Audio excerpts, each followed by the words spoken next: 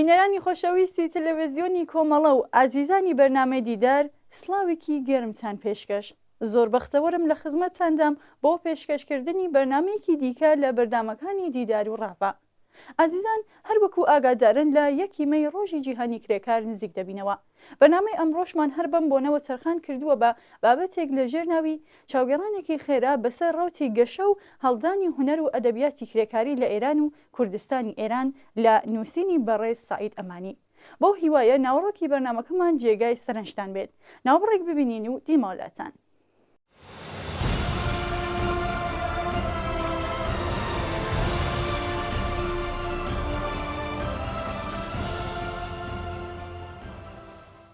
چاوگەڕانێکی خێرا بەسەر ڕەوتی گەشە و هەڵدانی هونەر و ئەدەبیاتی کرێکاری لە ئێران و کوردستانی ئێران. بناغەدا ڕێژەرانی هونەر و ئەدەبیاتی کرێکاری بە شێوەیەکی بەرچاو لەو هونەرمەند و نووسرانە بوون کە سەر بە سەبک و ڕێبازی ڕیالیزم بوون بە گشت باڵەکانیەوە.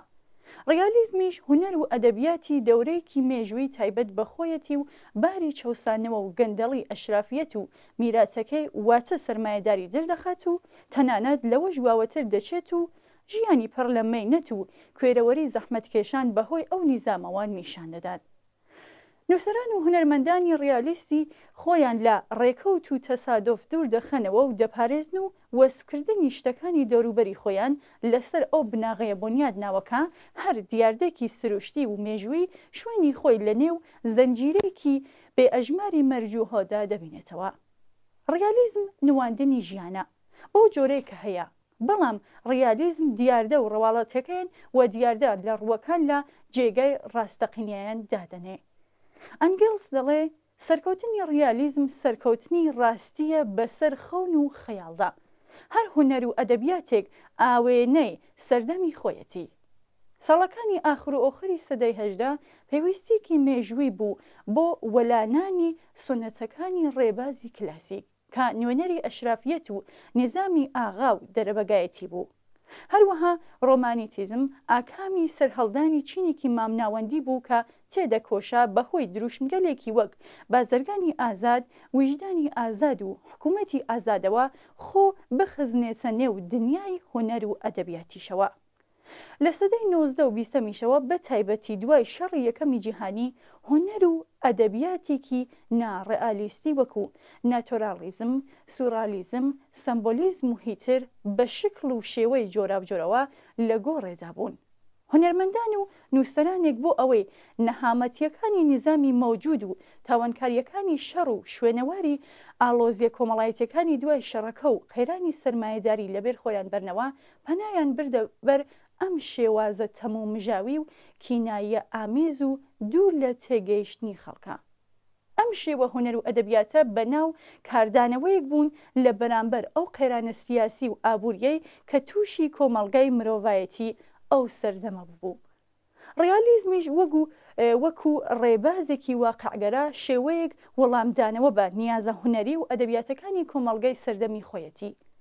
ڕیالیزم پاش مەکتەبی ڕۆمانیتیزم هاتە گۆڕێک کە لە ئاسمانی خەیاڵدا دەفڕی و ڕاستیەکانی لە بەرچاوی کۆمەڵ حەشاردا بوو. یەکێک لە ڕەخنەگەرانی ئەدەبی دەڵێ ئەدەبی ڕیالیزم پەردەی ناهەمواری لە ڕووی ڕۆمانیتیزم و چینی سەرمایەدار هەڵماڵی. قوتابخانەی ڕیالیزم ئەدەبی داگرتە سەر زەوی، ئەدەبێک کە ڕۆمانتیکەکان بردبوویانە دنیایەکی خەیاڵاوی ئاسمانیەوە. ڕیالیزم پێی وایە هونەر و ئەدەبیات دەبێ لە خزمەت خەڵکدا بێت و بە توندی هێرش دەکاتە سەر سیستمی سەرمایەداری و کەرەستەی ئەزموونەکانی لە چین و توێژە ڕەش و ڕووتەکان وەردەگرێ. بەهۆی ڕیالیزمەوە کرێکار وەک چینێکی مافقراو هاتە نێو ئەدەب و هونەرەوە. ئالێرەوە خۆری هونەر و ئەدەبیاتی کرێکاری دەردەکەوێ. بەر لە مەشروتە و ئەوەی پێ دەڵێن مەشروتە خوازی بزوتنەوەیکی فکری و فەرهەنگی لە ئێران دەست پێ دەکات کە نوێنەرایەتی چینی تازە پێکەیشت و لە ئێراندا دەکات و خۆ دەنوێنێ. بە دژی فەرهەنگ و بارودۆخی زاڵ بەسەر کۆمەڵگەدا هەڵوێست دەگرێت. بزوتنەوەی مەشروتە خوازی بزوتنەوەیەکی مادی و کۆمەڵایەتی دیاریکراوە بە شێوەیەک لە چەشنی ڕۆشنگری لە ئوروپا دەست پێ دەکات و شاعران و نووسەرانێکی تێدا پەروەردە دەبێت. ئەمە درێژەی دەبێت تا دوای مەشروتەش. لە هەمان حاڵدا ناسیۆنالیزمێکی ئێرانی لەناو ئەم ڕۆتەدا خۆی حەشارداوە کە دوای سربەخۆیەکی زیاتر بۆ مرۆڤی ئێرانی دەکات و دەیەوێ بەرژەوەندی یەکەکانی بۆرژوازی ئێرانی لە بەرامبەر بۆرژوازی وڵاتانی تردا بپارێزێ. ئەمەش دەبێتە بیرۆکێکی کۆمەڵایەتی کە بەرژەوەندی چینی دەسەڵاتدار نوێرایەتی دەکات و هەروەها زاڵ دەبێت بەسەر ئەدەبیاتی ئێراندا و شکڵی پێدەدات و چوارچێوەیەکی فکری نوێ بۆ داستان و شعر و ڕۆمان دروست دەکات، واتە لە گشتوارەکانی ئەدەب و هونەردا ڕەنگ دەداتەوە. بە شێوەیەکی گشتی ئەم ڕەوتە بە چەشنی جۆراوجۆرەوە تا کاتی ئیسلاحاتی ئەرزی کە بوو بەهۆی پێکهاتنی شێوەیەکی تر لە پەیوەندی کۆمەڵایەتی هەر درێژێ بوو. ئەم ناسیۆنالیزمە فەرهەنگی ئەدەبیە لەو ماوەیەدا زۆر گەشە و هەڵدان و هەوراز و نشی و بەخۆیەوە بینی کە لە سەردەمی ڕەزاشادا شێوەیەکی تر لە ناسیۆنالیزم سەر هەڵدەدات کە شێوەیەکی حکوومەتی و بیرۆکەی وەک دژایەتی لەگەڵ عەرەب و گەلانی تر پەرە پێدەدات و تەنگ بە ناسیۆنالیزمە لیبراڵیەکە هەڵدەچنێ و پاشەکشێ پێدەکات. بەڵام ناتوانێ هونەرمەند و شاعر و نووسەرانێکی زۆر بەلای خۆیدا ڕابکێشێ، هەرچەند هەندێکیش لەگەڵ هەر خۆیدا هەواهەنگ دەکات. ناسیۆنالیزمی سەردەمی مەشروتە تووشی بۆنبەستێک دەبێت، تووشی بێ دەرەتانێک دەبێت، لەگەڵ شکستی ئارمانە ئازادی خوازانەکەدا ڕوبەڕوو دەبێت و بەهۆیەوە ئەو ئەدەبیاتە پێشکەوتن خوازانەی کە تازە گەشەی کردبوو، تازە گوڵی کردبوو دادەمرکێ و شێوەیەک ئەدەبیاتی بێهیوای ماتەماوی سەر هەڵدەدات و بڕەو پەیدا دەکات. لە دەورێکی تردا بەهۆی خۆڵقاندنی فەزایەکی ئازادترەوە ئەم گرایشە ناسیۆنالیزمە لیبراڵە سەر هەڵدەداتەوە، وەک سیاسەت لە کۆمەڵدا و لە پاڵیەوە دەبینین کە نووسەری، شاعری و هونەر بەگشتی سەر لە نوێ دەبوژێنەوە و دێنەوە مەیدان. لەگەڵ ئەمەشدا کە سەردەمی دوای شەڕی دوی جیهانیە گرایشێکی کۆمەڵایەتی تریش سەر هەڵدەدا، گرایشێکی ڕێفۆرمیستی کە ئەویش خۆی ئیلهامبەخشی شێوەیەک هونەر و ئەدەبیاتە. ئەم گرایشی ڕێفۆرمیستیە لە ڕاستیدا لە زووەوە بناغەکەی دامەزرا بوو، یان ڕووداوەکانی دنیا، ڕووداوە کرێکاریەکانی دنیا وەک ئوروپا و شۆڕشی 1905 رووسیا و باقی ناوچەکانی جیهان شوێنەوار لەسەر ئەم گرایشە لە ئێراندا دەنین و دەبنە بەردی بناغەی ئەم گرایشە. ئەم گرایشە هەرچەند بەکزی بەڵام لە دوای دەورەی مەشروتەوە هەستی پێکراوە، بە شێوەیەک هەلومەرجی ژیانی چینی کرێکار و خەڵکی فەقیر و هەژار و توێژی خوارەوەی کۆمەڵ لە شوێنەوارەکانیدا ڕەنگی داوەتەوە و سەرنجیان داوەتێ. ڕۆشنتر بڵێم شوێنەواری ئەم گرایشە بە بەرهەمەکانی فروغی یەزدی و بە تایبەتی لاهوتیەوە بە باشی دەبینێ.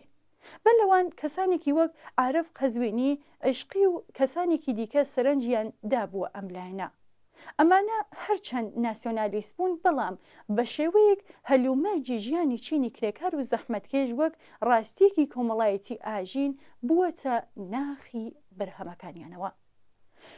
لە دوای مەشروتە بەملاوە هەرچەند ئەم ڕێبازە فکریە هێندە بەهێز نییە بە باشی هەستی پێ بکرێ، بەڵام بەرهەمێکی زۆر ئەدەبیاتی پێشڕە و کرێکاری وەردەگەڕێتە سەر زمانی فارسی و ئەوە خۆی خزمەتێکی گەورە بە بەرەوپێشچوونی ئەم گرایشە دەکات. ئەم بەرهەمە ئەدەبیە جیهانیە کە وەرگەڕدراوەتە سەر زمانی فارسی برەوێکی باش بەدەستێنێ. دوای ئیسلاحاتی ئەرزی چینی کرێکار بە شێوەیەکی بەرچاو پەرەدەستێنێ، بەڵام دەبینی لەگەڵ پەرەستەندنی چینی کرێکاردا ئەدەبیاتی ئەم چینە تا ساڵی 1357 بە باشی خۆی نانوێنێ، بەڵام شتێکی کە بە باشی هەستی پێدەکرێت بوونی ڕەوتێکی وردە بۆرژوازیە. ڕادیکالیزمێکی وردە بۆرژوازی ناڕزایەتیەکی وردە بۆرژوازیەکە بە بەرینی لە ئەدەبیاتدا خۆی دەردەخات. گۆرانیەک ببینین و دینەوەلاتان.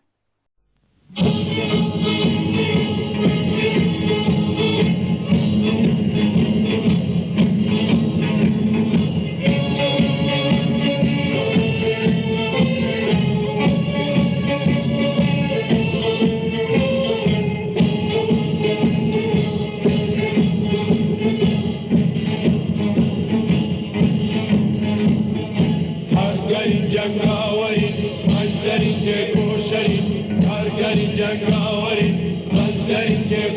تێکدەرین بۆ قەڵای سەرمایەدار تێکدەرین تێکدەرین بۆ قەڵای سەرمایەدار تێکدەرین تێکدەرین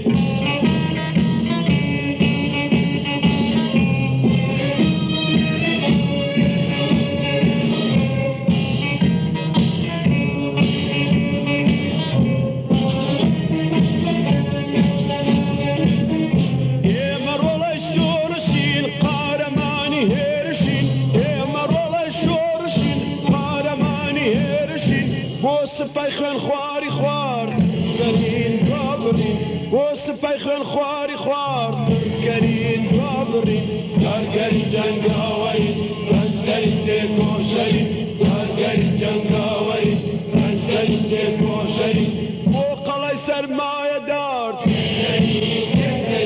بۆ قەڵای سەرمایەدار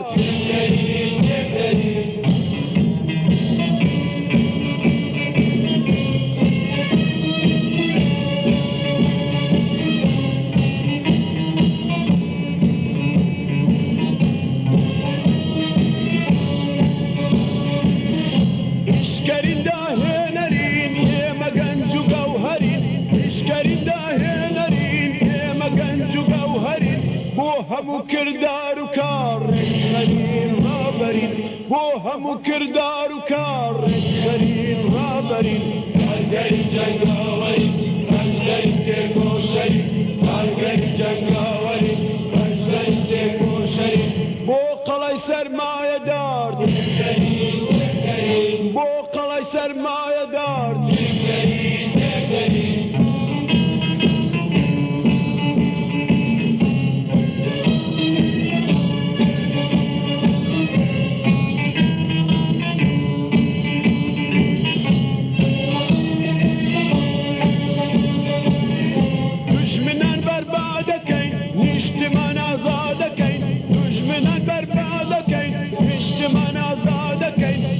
گەلێکی بەختیار هەڵدەرین هەڵدەرین بۆ گەلێکی بەختیار هەڵدەرین هەڵدەرین کارگەری جەنگاوەری ڕەنجەری تێکۆشەری کارگەری جەنگاوەری ڕەنجەری تێکۆشەری بۆ قەڵای سەرمایەدار تێکدەرین تێکدەرین بۆ قەڵای سەرمایەدار تێکدەرین تێکدەرین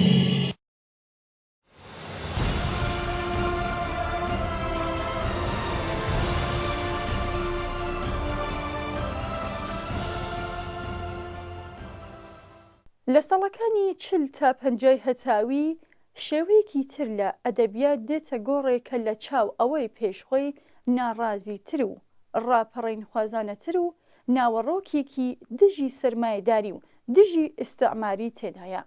ئەم شێوە گرایشە دەبێتە هۆکاری سەرهەڵدانی هونەرمەندانێکی لە چەشنی سەعید سوڵتانپور و خوسرەوی گوڵسورخی. هەڵبەتە لەپاڵ ئەم گرایشەدا و لەژێر کاردانەوەی ئەم کەشوهەوا کراوەیەدا هونەرمەندانێکی تر و شێوەیەکی تر لە ئەدەبیات بەڵام بە تەواوی دواکەوتوانە دێنە ئاراوە کە کەسانی وەک جەلالی ئالیەحمەد نوێنەرایەتی دەکەن لە ساڵی 57 بەملاوە هەلوو مەرجەکە دەگۆڕێ. هەوڵێکی چڕوپڕ لە پێناو گەشەپێدانی هونەر و ئەدەبیاتی کرێکاریدا دەست پێ دەکات.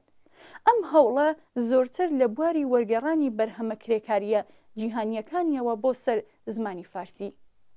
وردە وردەش لە گشت بوارە فەرهەنگی و هونەریەکاندا بەرهەمی جۆراوجۆری کرێکاری دەخڵقێندرێن. بەشێکی بەرچاو لە شاعران و نووسەران و هونەرمەندانی ناوخۆ سەرنج دەدەنە ئەم بەشە لە هونەر و ئەدەبیات و پەرای پێدەدەن. کرێکاران و زەحمەتکێشانی ناوچە جیاجیەکانی ئێران بەرهەمی هونەری سەر بەم ڕەوتە و تایبەت بە فەرهەنگی ناوچەکەی خۆیان بەرهەم دێن و خزمەتێکی باش بە گەشە و هەڵدانی هونەر و ئەدەبیاتی کرێکاری دەکەن.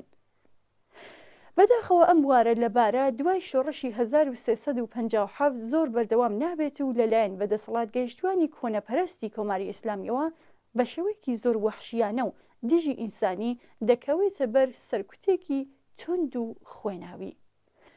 ئەگەر بە وردی سەرنج دەینێ دەبینین کە لە ماودای ئەم 2-3 ساڵەی لە 57 تا 59دا بەڕادەی گشت 70 ساڵی ڕابردوو هونەر و ئەدەبیاتی کرێکاری کاری بۆ کراوە و تەرجمە و نووسینی بۆ چاپ و بڵاوکراوەتەوە. ئەگەرچی ئەم بەرهەمانە بەشێکی کەمیان هی خودی نووسەران و هونەرمەندان و کرێکارانی ئێرانی بوون، بەڵام بەمەشەوە ئەم شوێنەوارانە کاردانەوەی باش و بەرچاوی خۆیان بوو، چ لە باری بردنەسەرەی پلەی وشیاری سیاسی و چ لە بواری پەرەپێدانی هونەر و ئەدەبیاتەوە. بۆ نمونە ئەگەر کاپیتاڵ شکڵی داوە بە بوشیاری چینی کرێکار لە ئێران، یەقینەن نینای سابت ڕەحمانی شوێنەواری تایبەتی خۆی بووە. ڕۆمانی دایک ماکسیم گۆرگیش هەر بۆ چەشنە. بەواتایکی تر ڕەوتی هونەر و ئەدەبیاتی کرێکاری لە سەرەتای ساڵی 57ەوە بە شێوەیەکی هەستپێکرا و سەری هەڵدا و سەرەتاکانی بەڕوونی دەرکەوت، بەڵام زۆر زوو کۆماری ئیسلامی بەری پێدەگرێ و سەرکوتی دەکات. ئەگەر ئەم ڕەوتە لە کوردستاندا چاولێ بکەین، مەبەستم کوردستانی ئێرانە، بە ناوەڕۆکێکی ناسیۆنالیستیەوە بەر لە کۆماری مەهاباد دەست پێ دەکات، واتە جیاواز لە ئەدەبیاتی کلاسیکی کوردی. سەیفولقۆزاد یەکەمین کەسێکە کە بناغەی ئەم ڕەوتە دادەڕێژێ، بە تایبەت لە ناوچەی موکریاندا. ئەمیش ئیلهامبەخشی بەرهەمەکانی ناسیۆنالیزم بوو، هەر بەم هۆیەوە سەرنجێکی زیاتری دەدایە شێوەی ژیان و ئاخاوتنی جەماوەری خەڵک. ئەمە خۆی یارمەتیدەری بوو بۆ دۆزینەوەی شێوەیەکی زمانی کە لە شێوە کلاسیکەکەی زۆر هاسانتر بوو. ئەم شێوە فورم و زمانە خەڵک زۆر هاسانتر لێ حاڵی دەبوون لە چاو شێوە کلاسیکەکەی پێشوو. ئەو هەوڵانێ بەر لە کۆماری مەهابادراوە هەوڵێکی کاریگەر بووە، بۆیە هەر لە دوای تێکچوونی بارودۆخی ئێران و نەمانی دەسەڵاتی حکوومەتی لە کوردستان و پێکهاتنی کۆمەڵەی ژێکاف و دامەزراندنی کۆماری کوردستان، ئەدەبیاتی کوردی بە شێوەیەکی بەرچاو پەرێسەن، بەڵام ئەدەبیاتێکی بە تەواوی ناسیۆنالیستی و بۆرژوازی. بەهۆی پەیوەندیەکی کە لەو قۆناغەدا خەڵکی کوردستان لەگەڵ شۆرەویدا بوویان، ڕەگێک لە ئەدەبیاتی سۆسیالیستی دێتە ناو ئەدەبیاتی کوردیەوە، ئەگەرچی شوێنەوارێکی ئەوتۆی نابێت، چۆن زۆرتر تاریف و پیاهەڵدانی ئێستایلین و ئاڵا و داس و چەکشە باسێک لە هەلومەرجی ژیانی چینی کرێکاری تێدانە، ئەگەریش بوو بێت زۆر کەمڕەنگ بووە. لەم دەورەیەدا بەرهەمی هەندێک لە شاعرانی وەک قانع و هێمن و تاڕادەیەکیش هەژار لە ئەدەبیاتێکی سەر بە خەڵکی چەوساوە و زەحمەتکێش نزیک دەبێتەوە. ئەمەش خۆی ئەوە دەردەخات کە بەهۆی حضوری ئەم چینە لە کوردستان وەک هەر شوێنێکی تری دنیا، هەلومەرج و شێوەی ژیانی لە ئەدەبیاتی سەردەمی خۆیدا ڕەنگی داوەتەوە. لە دوای ئیسلاحاتی ئەرزیەوە بەهۆی گۆڕانێکی کە لە کوردستاندا ڕوویدا، بوو بەهۆی ئەوەی کە شێوەیەکی تر لە هونەر و ئەدەبیات سەر هەڵبدات. ئەم ئەدەبیاتە نوێیە کە لەلایەن ڕووناکبیرانی کوردەوە بەدی هێنرا، سنوورەکانی لەگەڵ ئەدەبیاتی ناسیۆنالیستی بورژوازی بەر لە ساڵەکانی چلدا زۆر ڕوو نییە، بەڵام سوژە و تیمەکانی و هەندێک بیرۆکە و فۆرمی جیاواز لەگەڵ ئەدەبیاتی ناسیۆنال بورژوازی پێش خۆیدا هەیە، کە ئەمەش خۆی نیشانەی هەوڵێکە بۆ نزیکبوونەوە لە ژیانی زەحمەتکێشان و دەرخستنی ئەم شێوە ژیانە لە دووتوی هونەر و ئەدەبیاتدا. ئەمە هەوڵێک بوو بەر لە شۆڕشی ساڵی 57 درابوو، وەک خۆی میراتێک بوو، هەرچەند بەرتەسک و بچووک، میراتێک سەر بە چینی زەحمەتکێشی کۆمەڵ کە بەشێک لە لایەنەکانی ژیانی ئەوانی تێدا نیشاندرا بوو. ناوبڕێک دێمۆلاتان.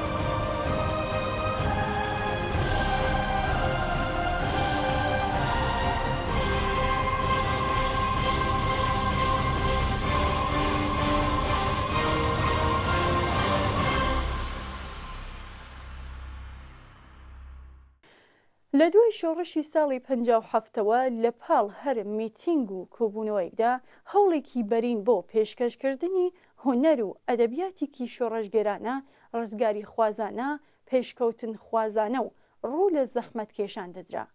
ئەم هەوڵانە دوو ڕێبازی تێدا دەبینراکە، یەکێکیان بەڕوونی دیار بوو. ئەدەبیاتێکی بە تەواوی کلاسیکی کۆن و ناسیۆنالیستی بوو کە برەوی باش و بەرچاویشی بوو. لەناو ئەو بزوتنەوە بەرینە جەماوەریەدا و ئەوەی دیکەیان ئەدەبیاتێکی تازەتر و بە تەواوی جیاواز لەگەڵ ئەوەی دیکە بوو کە دەیەویست پەرەپێدەری شێوەیەکی تر لە ئەدەبیات بێت. ئەم دوو ڕەوتە هەر لە پاییزی ساڵی 57ەوە دەبینران. ئەگەر شعرێکی سەر بە ڕەوتی پێشوو بخوێندرایەتەوە حتمەن لە پاڵیدا شعرێکی کرێکاری و زەحمەتکێشی دەخوێندراوە.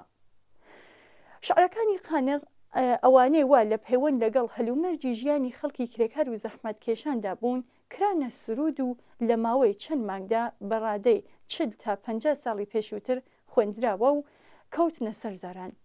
شعری ئارەقوتێنی هێمن وە ئەیاری هەژار هەر بەو شێوەیە کەوتنە سەرزاران. لەگەڵ ئەوەشدا تینویەتێکی کۆمەڵایەتی نیازێک کە هەر لە کوردستاندا لە پەیوەند لەگەڵ هونەر و ئەدەبیاتدا هەست پێ دەکرا. ئەو میراتە ئەدەبیەی لە بەردەستدا بوو، وەڵامدەرەوە نەبوو و ئەو تینویەتیەی نەدەشکان. ئەم نیازە بوو بە هەوینی سەر هەڵدانی هونەر و ئەدەبیاتێکی نوێ. ئەمەش لە گشت بوارە ئەدەبیەکانی وەک شعر، شانۆ، سرود و چیرۆکدا خۆی دەنواند.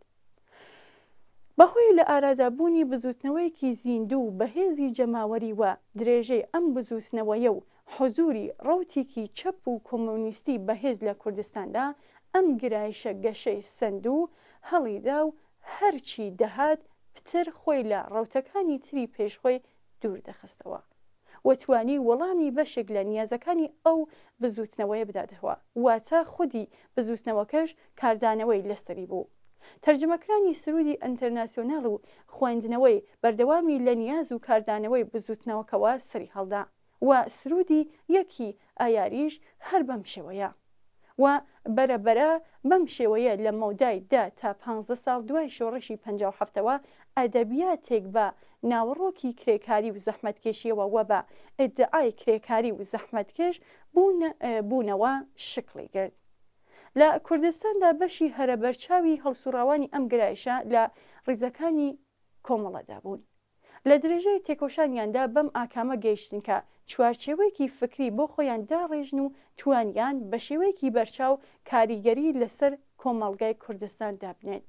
ئەم ڕەوتە ڕەنگە لە دەورێکی زەمانیدا تووشی نەکسە و ڕکود بوو بێت، بەڵام ئێستایش هەرچەند هەندێک پڕش و بڵاو بەڵام هەر بەردەوامە و بە هیچ شێوەیەک حاشای لێ ناکرێت.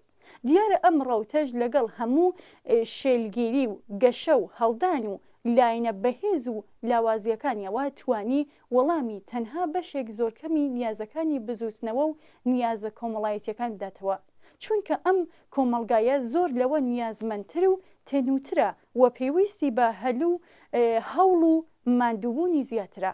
هەرچەند هێندێک بە بیانووی مۆدرنیزم و پۆست مۆدرنیزمەوە چاو لەم ڕەوتە دەنۆقێن و لە بەرچاوی ناگرن، بەڵام حزوری بەرچاوی چینی کرێکار لە جەرگەی کۆمەڵگەدا و ژیانی کۆڵەمەرگی بەشی هەرە زۆری کۆمەڵ بیانەوەی و نەیانەوەی گرایشێکی کۆمەڵایەتی دروست دەکا و ئەم گرایشە هونەرمەندان و شاعران و نووسەرانی خۆی لە نێو تێکۆشەرانی کرێکاری، هونەرمەندانی پۆلیتیری و لایەنگری کرێکاران و خەڵکی زەحمەتکێشدا پەروەردە دەکات و دەتوانێت سەرنجی زۆر ئەدیب و نووسەر و هونەرمەندی ئازادیخواز و مرۆڤ دۆست بۆ لای خۆی ڕابکێشی و لە ئاکامدا بەرهەمی زۆر بە نرخ و ئینسانی لە داهاتوودا بخورقێنێ.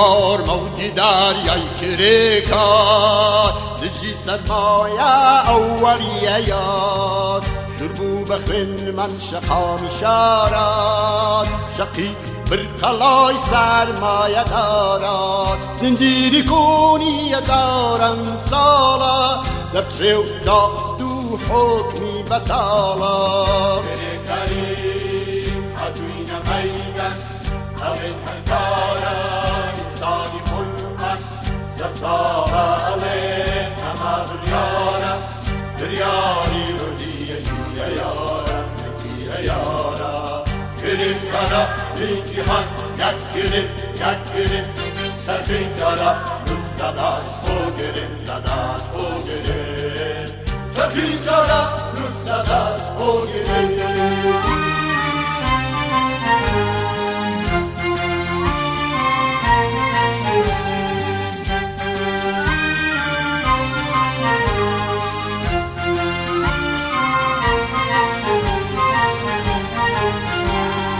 برهم هنری بجیوی انسان پرولیتاریام چین شورشوار سال و سجار کنت موستام دیسان قایم تر استام و استام شورشی مادنی اکتبری خیلی شورشی من بوده بادیلینی همین هنگارا انسانی خلقن سرساله همه دنیارا دریایی روزی یکیه یارا یکیه یارا گریم کنا این جهان یک گریم سرفین جارا روز داداش او گریم داداش او گریم سرفین جارا روز داداش او گریم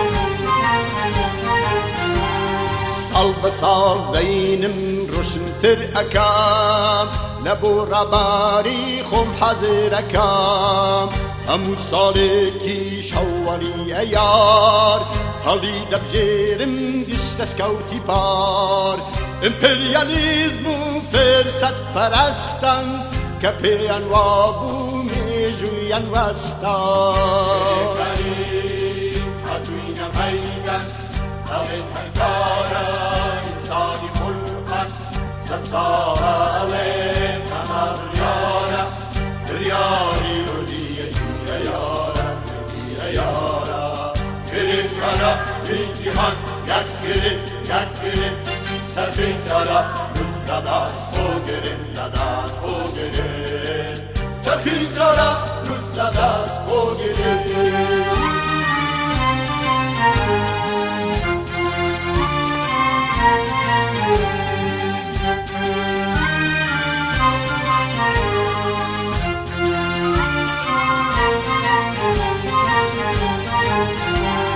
سلو نام گره لسرم مرزا سرمایه داری دین ملزا بلرزن گاشارون کاسو یک دگری لدورال سوری خو پشتم بگرن و دست خنادسه براو سوسیالیم روزا ابسته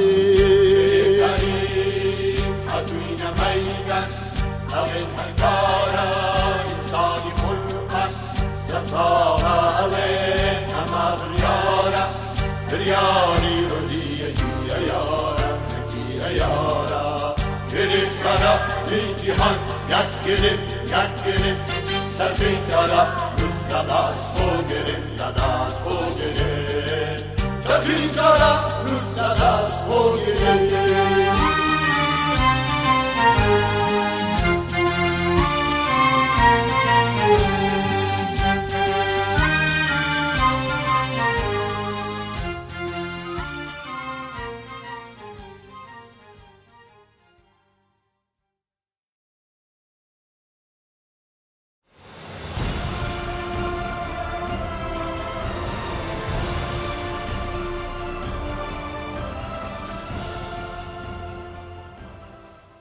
بەڵێ ئازیزان و بینەرانی خۆشەویست بەم شێوەیە هاتینە کۆتایی بەرنامەی ئەمڕۆشمان تا لە ئاڵلقەیەکی تری ئەم بەرنمەیەدا بە یەک دەگەینەوە بە ژیانێکی پڕ لە کامەرانی تا دەست بێرین.